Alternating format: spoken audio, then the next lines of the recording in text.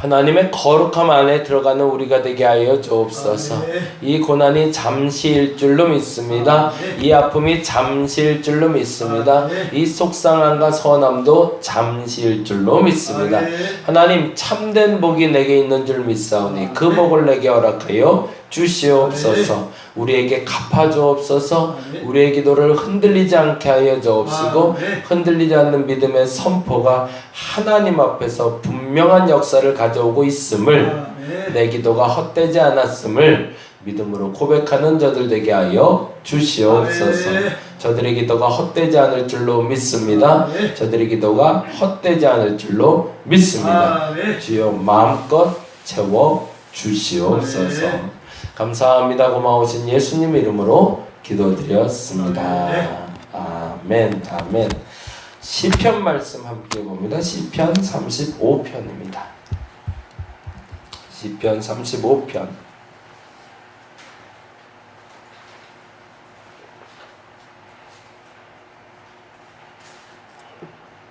시편 말씀을 볼 때는 시편에 조금 좀 깊이 묵상하며 같이 갔으면 좋겠는데요.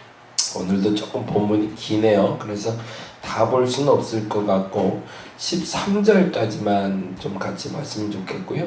13절까지 같이 한 목소리로 쭉 읽고 역시 나눠서 다시 한번 보는 식으로 같이 읽도록 하겠습니다. 시편 35편 말씀인데요. 다 같이 찾고 같이 한 목소리로 본인이 말하는 소리를 본인이 들으면서 같이 묵상했으면 좋겠습니다. 먼저 35편 1절에서 13절까지 같이 한 목소리로 읽겠습니다. 여호와여, 나와 다투는 자와 다투시고 나와 싸우는 자와 싸우소서. 방패와 손방패를 잡으시고 일어나 나를 도우소서. 창을 빼사 나를 쫓는 자의 길을 막으시고 또 내 영혼에게 나는 내 구원이라 이르소서.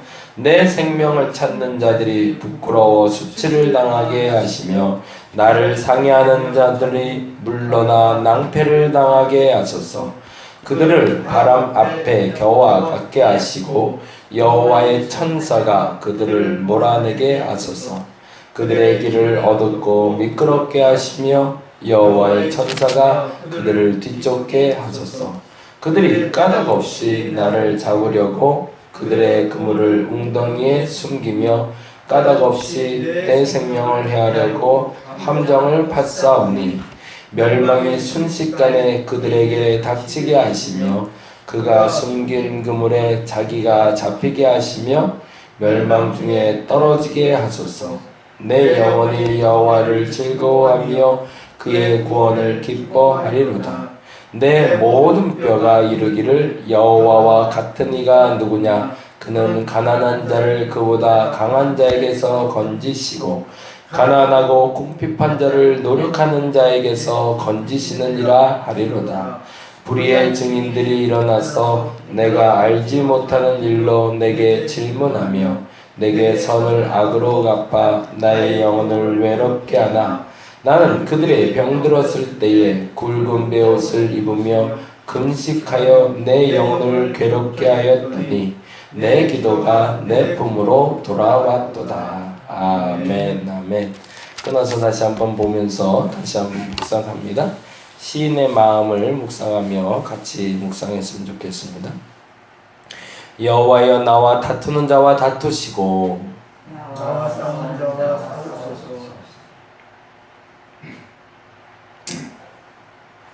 방패와 손방패를 잡으시고 일어나 나를 도우소서.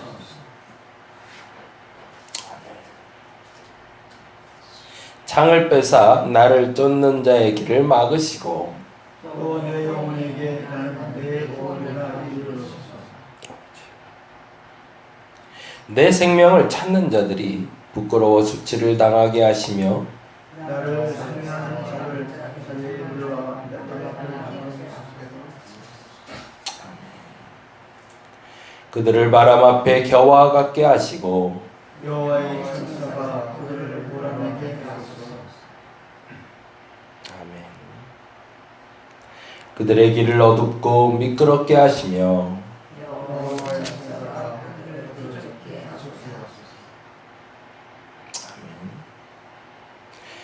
그들이 까닭 없이 나를 잡으려고 그들이 그물을 웅덩이에 숨기며 까닭 없이 내 생명을 해하고 황금을 패싸움이다. 멸망이 순식간에 그에게 닥치게 하시며 그가 숨긴 그물에 저지가 증거하게 하시며 멸망 중에 떨어지지 않으라 하셨소서. 내 영혼이 여호와를 즐거워하며 그의 구원을 기뻐하리로다.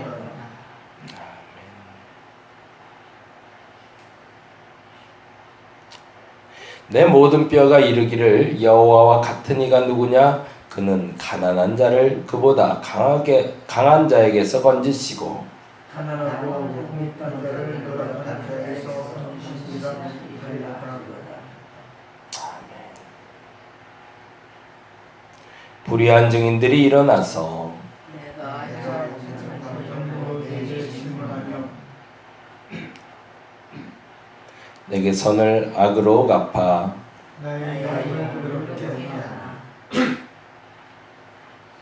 나는 그들의 병들었을 때에 굵은 베옷을 입으며 금식하여 내 영혼을 괴롭게 하냐. 내 기도가 내 귀로 돌아왔다. 아멘 아멘. 오늘 시편 역시 다윗의 시로 알려져 있고요. 크게 세 부분으로 나눠져 있습니다. 35편 1절에서 10절까지가 한 묶음이 되고요. 11에서 18절까지 또 다른 묶음이 되고 19에서 28절까지가 또 다른 묶음이 됩니다. 그래서 1절에서 10절까지, 11절에서 18절까지, 그리고 19절에서 28절까지 세 묶음인데요. 1절에서 10절까지는 다윗을 쫓아오는 대적자들, 다윗을 괴롭히는 대적자들의 손에서 건져내달라는 탄원이라면 11절에서 18절까지는 배신자들.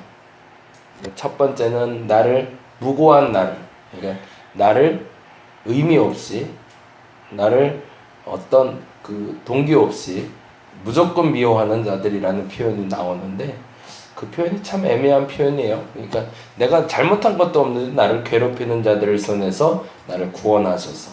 11절에서 18절은 내가 잘해줬는데 그 사람이 나를 배신하고 나를 괴롭히는 자들, 그들의 손에서 구원해달라는 얘기고요. 19절에서 28절까지는 그 모든 사람들에게 잣대를 갖다 댔을 때, 나와 그들을 평가하셨을 때 하나님의 공의로 심판해달라는 표현이 됩니다. 사실은 1절에서 10절까지만 보면, 그리고 11절에서 18절에 보면 이 사람 너무 자기애가 강한 사람 아닌가 싶을 정도로 나만 잘났다고 얘기하는 것처럼 들려요. 왜냐하면 1절에서 10절을 보면 끊임없이 그런 얘기를 하거든요. 나 빼고 다 나쁜 사람들이에요. 나 빼고. 그래서 나를 해고자 하는 사람들, 나를 해고자 하는 사람들은 다 나쁜 사람들인데 그 나쁜 사람들 좀 혼내주세요 라는 이야기가 1절에서 10절이에요. 그러니까 이 얘기만 듣다 보면 굉장히 마음이 불편해지죠. 자기중심의 기도 같으니까. 나를 괴롭히는 사람들은 다 때려주시고 다 혼내주시고 다 나쁘게 해주시고 나만 잘되게 해주세요 라고 기도하는 것처럼 보여요. 근데 반면에 이 기도를 조금 깊이 들어가 보면 11에서 18절에 그런 얘기가 나오거든요. 사실은 내가 선을 행했다는 거죠. 내가 착한 일을 했었는데 이 착한 일에 대해서 엉뚱하게 악으로 갚는 사람들이 내 대적자다라는 표현을 쓰고 있는 겁니다.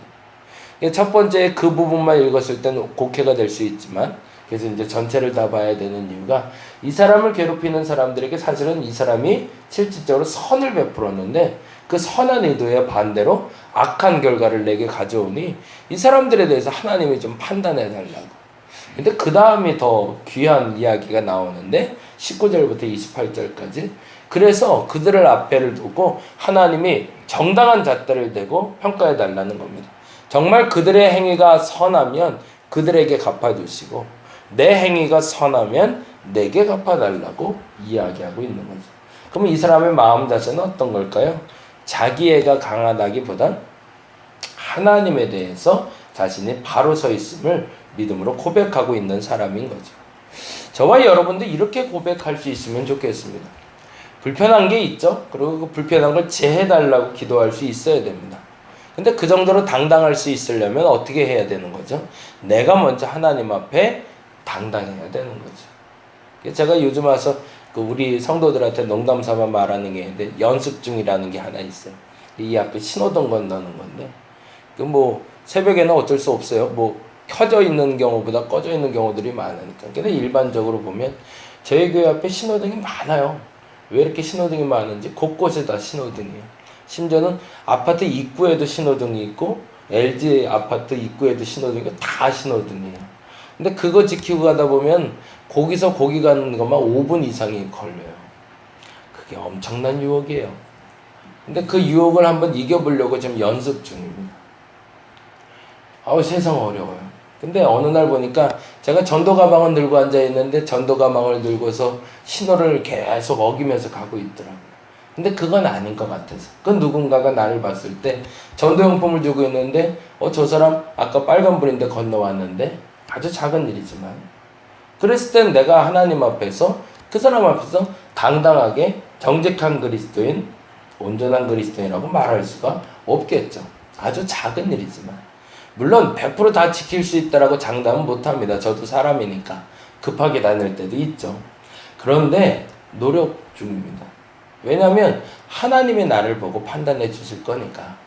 내가 어떤 행위를 하고 있는지 어떤 생각을 하고 있는지 보이진 않지만 하나님이 보고 내 생각도 읽고 계시다는 걸 저는 알고 있기 때문에 그렇습니다. 여러분도 그랬으면 좋겠습니다. 그냥 앉아있는 게 아니라 그냥 앉아서 양 목사는 모르겠지. 그렇죠. 저는 모를 수 있습니다. 근데 하나님은 아실 겁니다. 도대체 앉아서 무슨 생각을 하고 있는지, 어떤 판단을 가지고 하고 있는지, 무엇보다 어떤 기도를 드리고 있는지, 그건 분명히 하나님이 알고 판단해 주신다는 거죠. 시인은 다음과 같은 고백을 하고 있습니다. 1절부터 한번 볼까요? 1절부터 이러한 형편에 대해서 이야기하는데 같이 읽어봅니다. 여호와여 나와 다투는 자와 다투시고 나와 싸우는 자와 싸우소서. 뭐라는 거죠? 나 중심이죠. 아까 말한 대로. 그렇게 읽으시면 조금 더 쉬워져요. 그냥 자기 애가 아니라 내 의의를 드러내자는 게 아니라 하나님 보시기에 판단해달라는 얘기로 원래 하고 있다는 얘기입니다. 그리고 2절에 이렇게 얘기하죠. 방패와 송방패를 잡으시고 일어나 나를 도우소서. 그건 무슨 말이에요? 나의 군사가 되어달라는 요청인 거죠. 그리고 3절, 4절, 5절 쭉 나가는데 참 재미난 단어가 나와요. 그게 바로 7절인데요. 같이 한번 읽어봅니다. 이렇게 하는 이유가 다음과 같다고 이야기합니다. 7절 같이 읽어봅니다. 그들이 뭐예요? 까닭 없이. 거기다 동그라미 좀 해주세요. 까닭 없이. 그들이 까닭 없이 나를 잡으려고 그들의 그물을 웅덩이에 숨기며, 그 다음에 또 하나 나오죠. 까닭 없이라는 단어가 나오죠. 내 생명을 해하려고 함정을 팠사오니. 그냥 이렇게 해코지 하는 게 아니라 어떤 위협까지 왔다는 거죠. 생명의 위협이 올 때까지 그들이 나를 괴롭히고 있다는 거죠. 근데 이유는 뭐라고요? 까닭이 없대요. 그런 고통 당해본 적 있으신가요? 얼마나 억울해요. 얼마나 속상해요. 나는 잘못한 게 없는데 계속 나를 해코지 하려고 하니까. 그런데 다윗의 시의 멋있는 점은 그 다음에 나오는 단어인데요. 9절 말씀 읽어봅니다. 9절 같이 한번 읽어봅니다. 내 영혼이 여호와를 즐거워하며 그의 구원을 기뻐할. 거기다 줄을 좀 쫙 쳐놓으세요. 그리고 이 말은 앞으로 다윗의 시를 볼 때마다 가장 많이 나오는 단어인데요. 이 단어를 문장으로, 그러니까 수거로 이렇게 정리하면 이렇게 됩니다. 선취적 신앙이라고 적으시면 좋을 것 같아요. 선취적 신앙. 이게 다윗의 시의 탁월함인데요. 기도하다 응답받는 경험입니다. 선취, 그러니까 미리 이루어졌다라고 믿음으로 고백하는 신앙이에요. 저는 이거를 기도 응답으로 보는데요. 여러분 기도 중에 기도 응답 받습니다. 그렇죠? 기도 중에 기도 응답 반드시 받습니다. 기도가 끝나고 결과를 보는 게 아니라 기도 중에도 응답 받을 수 있다는 거죠. 기도 중에 응답 받는다는 건 뭘까요? 그러니까 만일에 대학 합격을 위해서 아이를 위해서 기도하고 있는데 기도 중에 나는 응답 받았어 라는 표현은 무슨 표현이죠? 얘가 시험이 벌써 끝나고 대학에 합격했다는 얘기가 아니라 시험이 끝나고 대학에 합격할 것을 이미 믿음으로 고백할 수 있는 응답을 받았다는 마음의 확신이 왔다는 거죠. 그러니까 미리 앞으로 일어날 일에 대해서 미리 확신을 받은 상태, 그것을 선취적 신앙이라고 부릅니다. 다윗에게는 그 믿음의 경로가 열려 있었던 거죠. 그건 무슨 말이냐면 내가 어떻게 하나님과 맞닿고 있을 때 하나님은 앞서서 미리 역사하시고 그 일을 내게 먼저 알려주신다는 걸 알고 있었다는 겁니다. 다윗의 시인 종종 그런 시가 나와요. 그러다 보니까 막 화를 내듯이 혹은 막 탄원하듯이 억울함을 토로하며 기도를 하다가 어느 날 갑자기 감사 기도로 바뀌어요. 또 하나를 찾아볼까요? 35장 35편 9절과 비슷한 단어가 나오는데 18절입니다. 18절 볼까요? 18절 말씀. 아까 말씀드린 대로 1절에서 10절은 대적자, 11에서 18절까지는 배신자에 대한 얘기를 했죠. 근데 이 배신자에 대한 기도를 하다가도 뜬금없이 18절에 이런 말을 하고 있습니다. 읽어보겠습니다. 내가 대회 중에서 주께 뭐한대요? 감사하며 많은 백성 중에서 주를 찬송하리다. 거기도 주를 좀 쳐놓죠. 그리고 아까 말한 대로 선취적 신앙이라고 한번 적어놔주세요. 여러분의 기도가 이렇게 바뀔 수 있기를 간절히 바랍니다. 억울해서 소리질러 기도하고 분노해서 소리질러 기도하고 눈물로 토로하며 기도할 때가 있죠. 근데 갑자기 기도하는 가운데 마음이 평안해지고 할렐루야 찬송하세라고 바뀔 때가 있더라는 거죠. 어떤 일이 벌어진 거죠? 그 기도가 응답됐다는 겁니다. 그 경험이 깊어지시면 기도의 재미를 아시게 됩니다. 그렇게 기도할 수 있으면 참 좋겠습니다. 근데 한 가지 참 재미난 단어가 나와서 그 단어를 이야기하고 좀 마무리했으면 좋겠는데요. 12절 13절 말씀 같이 보고 마무리하겠습니다. 12절 말씀 같이 보겠습니다. 내게 선을 악으로 갚아 나의 영혼을 외롭게 하나. 참 재미난 표현이에요. 그렇죠? 내가 선을 베풀었는데 그 선에 대해서 선을 받은 자가 악으로 나에게 갚아서 나의 영혼을 외롭게 했대요. 그런데 문제는 외롭게 했던 내가 선을 베풀었던 그 대상이 이런 상태가 됐다랍니다. 13절 볼까요? 나는 그들이 병들었을 때에 누가 병들었다는 거예요? 내게 악으로 갚은 사람들. 내가 선을 베풀었는데 악으로 갚은 사람들이 갑자기 뜬금없이 병이 걸렸어요. 그럼 어떻게 해요? 아주 잘 됐다 그러지 않나요? 우리는 거봐 나 괴롭히니까 병들지 너 그러니까 당하는 거지 라고 생각할 텐데 오히려 다윗은 어떻게 했대요? 그 다음에 굵은 베옷을 입으며 금식하며 내 영혼을 괴롭게 했대. 그건 무슨 말일까요? 그들을 위해서 기도했다는 얘기죠. 내가 선을 베풀었는데 거기에 대해서 악으로 갚은 사람들이 뜬금없이 갑자기 병들었다는 거예요. 내 자식을 괴롭게 하는 애가 있어서 아우 저걸 그러고 있는데 갑자기 걔가 병들었대요. 그랬더니 그 아이를 위해서 기도했대요. 그러니 그 기도가 어떤 기도가 될까요? 영혼을 괴롭게 하는 기도가 되는 거죠. 이 기도를 조금 더 쉽게 표현하면 뭐냐면 손영원 목사님의 아들이 죽잖아요. 누구에게 죽죠? 그들 동기들에게 죽잖아요. 아주 심각한 상태가 벌어진 거죠. 근데 죽인 그 아이를 자신의 양자로 삼잖아요. 그리고 양자로 삼고 그와 함께 식사를 하고 자녀 삼아 그가 목사가 되게 만들잖아요. 그를 위한 기도가 행복한 기도였을까요? 영혼을 괴롭게 하는 기도인 거죠. 얼마나 고통스러운 기도예요. 근데 그 기도를 하면 그 친구는 어떻게 변해야 돼요? 성인 문제가 되던가 아니면 내 두 자식보다는 훨씬 더 멋진 아이로 자라야 되잖아요. 그런데 그게 안 된 상태를 지금 얘기하고 있는 거예요. 그렇게 기도했으면 어떻게 해야 돼요? 그 악으로 갚았던 그 사람들이 미안해, 용서해줘 라고 와야 되는데 그 사람들이 돌변하지 않는 거예요. 그냥 그대로 살고 있는 거죠. 그랬더니 그 다음 얘기가 이렇게 되는 겁니다. 그 다음에 뭐라고 했대요? 내 기도가 내 품으로 돌아왔대요. 이 표현을 조금 더 쉽게 표현하면 마태복음에 이러한 표현이 있습니다. 한번 찾아볼까요? 마태복음 10장입니다. 이 표현으로 이해하시면 훨씬 더 쉽게 이해될 것 같아서 마태복음 10장 11절부터 13절.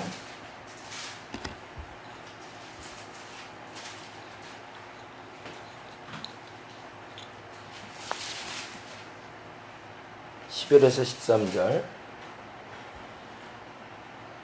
같이 읽고 마무리하겠습니다. 11, 13절 읽겠습니다. 시작. 어떤 성이나 마을에 들어가든지 그 중에 합당한 자를 찾아내어 너희가 떠나기까지 거기서 머물라. 그리고 뭐하래요? 또 그 집에 들어가면서 뭘 빌래요?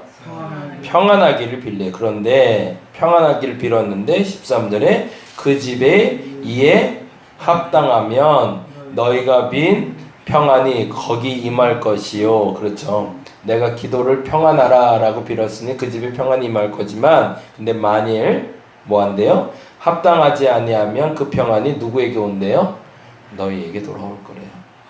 기도가 내게 돌아온다는 얘기입니다. 여러분이 빌었던 그 복이, 남을 위해서 중보했던 그 중보가 그냥 땅에 떨어지는 것이 아니라, 만일 그가 잘 되길 빌었으면 그가 잘 될 것이고, 만일에 근데 그가 그걸 받을 만한 자격이 없거나 받기를 거부해버리면 그 기도는 싹 하고 사라지는 게 아니라 누구에게 돌아온다고요? 그 기도를 해줬던 그 사람에게 돌아온다는 얘기입니다. 그러니까 하나님이 살아 계신 거죠. 저와 여러분의 기도가 경솔히 드려지지 않기를 간절히 바랍니다. 악인을 위해서 한 기도뿐만 아니라 착한 사람들, 나에게 선을 베푼 사람들을 위해서 한 모든 기도들은 반드시 응답됩니다.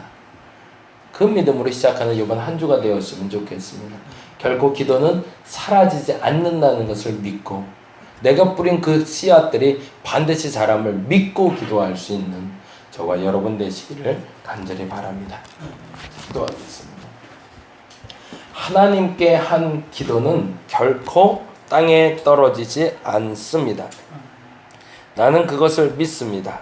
나는 그것을 믿습니다. 그 믿음으로 구하게 하여 주시옵소서.